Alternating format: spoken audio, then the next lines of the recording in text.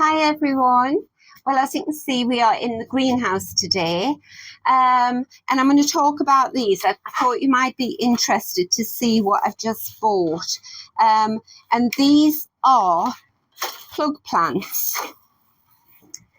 So this is what a plug plant looks like, for anyone who doesn't know. Tiny little things, well rooted. And the reason I found this fantastic offer was, so this year I've had a lot of Rebecca in the garden and it's done really well. I think the temperature and the dry weather here in the northeast of England has been perfect for Rebecca. So I've got lots of patches of yellows and golds. So like this is Rebecca Goldstrom, just sort of starting to go over there now. You can see down here as well, I've had Coreopsis, that's all gone over. I've got some lovely seeds. This has been a beautiful Rebecca. And this one, like really dark petals that hang down. These ones look like velvet. Or if we come over here, I've got a different type of Rebecca there. And then I've had some really tall Rebecca's. I've got a video out on the Rebecca's. This is my new border this year. So yes, I've had loads of yellow in the garden. And I thought, you know what would have looked really lovely beside it? Echinacea. And the echinaceas that I like are usually the pink ones. So I watched a few YouTubes and a lot of people were saying how easy echinacea is to grow in your garden. But what I wanted to know was, how difficult is it to germinate, sow the seeds and grow it myself? So I think I was on the RHS website and it was saying how difficult it is to get echinacea seeds to germinate. So you need to do what's called stratification. So the seeds need to go don't like icy cold for a good few months, and then when the soil warms up, then they'll open. If they don't have that cold snap, they won't germinate. So it said you could put them out in the garden in a cold frame that and sort of let the snow and the ice get to them, or you could put the packet of seeds, which are quite expensive. I think it was £4 for a packet of a few seeds I was looking at. You could put that in the freezer for a couple of months and then take them out and then sow them and warm them up, and then they should germinate. But then it said, under no circumstances believe that you're going to get flowers the first year. Now, this may be wrong. I don't know. I've never sown echinacea seeds and grown it from seed, so I don't know. But it said you'll get the plant establishing the first year, but it won't flower until the second. So whilst I was doing this search, this offer came up, and this is with Sutton's seeds. So it was 5 different varieties of plants. So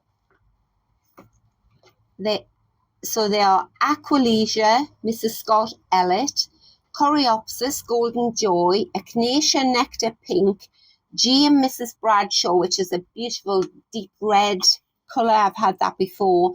And what they were offering was, I think there was a few different sizes. You could get 60 plants for $4.99, I think it was, 60 plug plants, or 120 plug plants for $9.99. So I thought, right, I'll have that, because one of the plants is Echinacea Nectar Pink, which is exactly what I wanted. And the thing about the plug plants is, you know, they may not look much, but someone has done everything I've just been talking about with that seed, and they've actually managed to get them to germinate. And then not only that, but they've grown them on into these beautiful, healthy little plants with a good root system. Try and take one out. Take that end one out. Yeah, look at the roots on that. So plug plants are actually fantastic for many reasons. They're fantastic value, but they're fantastic because it's saved you months, if not a good year, trying to get the plants to grow. And I mean, 120 plants for £10, £9.99. You know, it's just so bargainous. So I'm going to show you today what I'm going to do with these plug plants now. They're really easy to look after. So I actually got some plug plants earlier this year and made a video about it, and I think they were mainly begonias, and they've done really well this year. But these are all perennial, which means, you know, as long as I keep them alive until next year, and I'll get them in the garden when the weather warms up, maybe about April, May, and I look after them, these should come back year after year. So I'll just show you how it works there. So you get them like that. They just come through the post, and they're all lovely and moist. They look a bit squished in, but if I was to take, I know what they are, they're Aqualesia, I can tell. So I've got 12 Aqualesia there, and obviously I've got exactly the same in this box as well. So I'm going to have 24 of each variety of plant.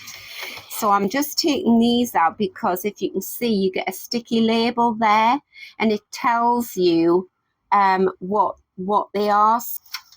So all I'm going to do with these is I'm using just a shop bought growing medium, or they call it compost.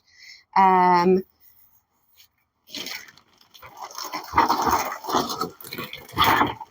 do like this compost actually. It's Westland peat-free multi-purpose compost with added John Innes.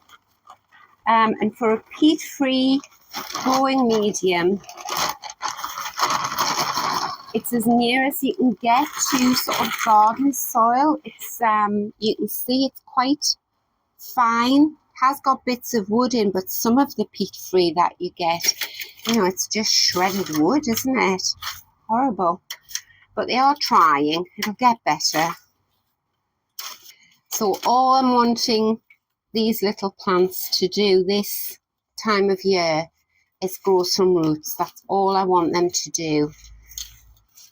And then, as I say, next spring, beginning of next year, when I'm sure all the chance of frost and everything is gone, I'll pop them out into tubs or into the garden. So I think when I get all of these filled up and in the greenhouse, I think the greenhouse is going to be full. I've had to move things like my sweet peas and everything out the way to just so I could film this. My greenhouse, I always use it more autumn through to spring. In the summer, it just gets far too hot, and I don't grow any tomatoes or vegetables or anything like that.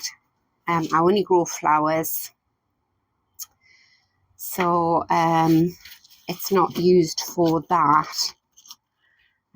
Actually, you know, I'm going to put the Echinacea ones in because that was the whole purpose of buying these. I just think they're just such lovely little plants, these. Look at that. And you just pop them in. I hope you can see. You just gently sort of they're nice and moist, so they're coming out really easy. And I'm going to have 24 Echinacea plants next year. Just got to be very careful pulling them out. You don't want to damage the stems of the plants at all. They're going to love this nutrition in this soil. And how easy is this?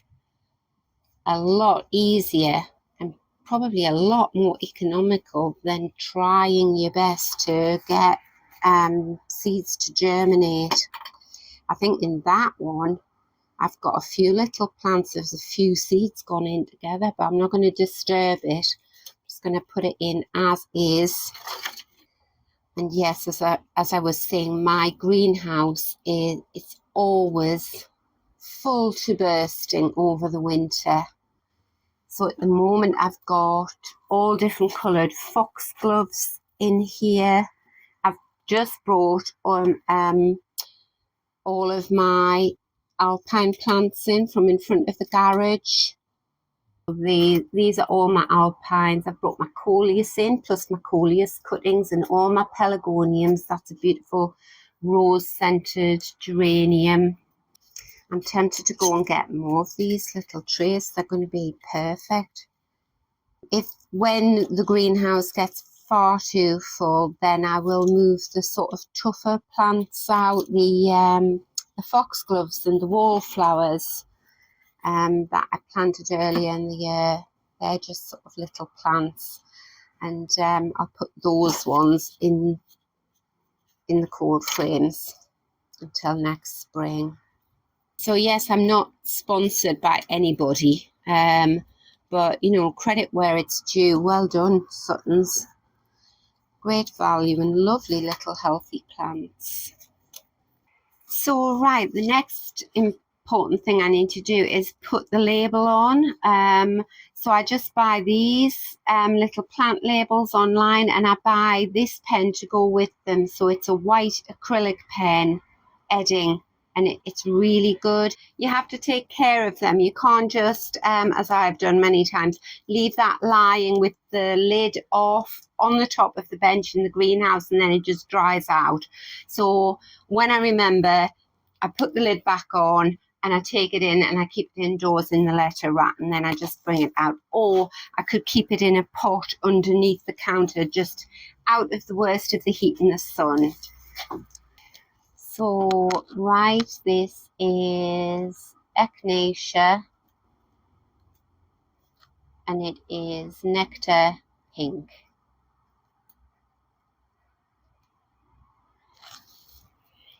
And then next spring, I will know what that is. So now I'm just going to put this tray of little plants on a drip tray and give it a nice drink of water. You could water them with tap water, but I've got rainwater butts full now, so I'm going to give them a drink of rainwater. They always respond best to rainwater, and at this size they can take it. If they were tiny seedlings, I would water them with tap water, where you're sure there's no kind of infection or disease in that. So yeah, I'm just going to carry on, get all of these planted out. Maybe if you're fancying a particular type of plant and you haven't got the room to grow it from seed, or you're just unsure, then maybe look up plug plants and see if you can get them. Someone's cared really well for these little plants. And I think they must sell them off at the end of the season because they don't want to go through the winter maybe looking after them all. Not that I've found plants in the greenhouse take much looking after in the winter. I do have videos out on the winter greenhouse, and you'll see I'm always sowing seeds. I've got videos out on that. I'll put a link to it. And sometimes my little seedlings, I don't water them for a good, month or 6 weeks, and then I just give them a little drink. They're dormant, really. They don't take much looking after. You just have to protect them from the elements. So these are all my little plants now. They've all got the labels. And what I'm going to do is I'm going to water them from above, because I want that soil to go down and cling round all the roots. You'll see I've sort of overstuffed them with soil, and that's because when you water it, it'll always go down and leave holes. and then the surplus will just drip into the drip trays there, and they'll just start soaking it up from the bottom. I think they're desperate for a drink. They've obviously been in transit for a while, but as I say, they were nice and moist when they arrived. The thing about plug plants is you've got to sort of get them into the soil as quickly as possible. And definitely, if you can't get them into the soil straight away, then definitely give them a drink and put them somewhere shady. So it's great fun. Do give it a try, and thank you so much for watching. I hope you've enjoyed it, and please do come back and visit the channel again. I'm always pottering with something in the garden. So until next time, take care and happy gardening. Bye.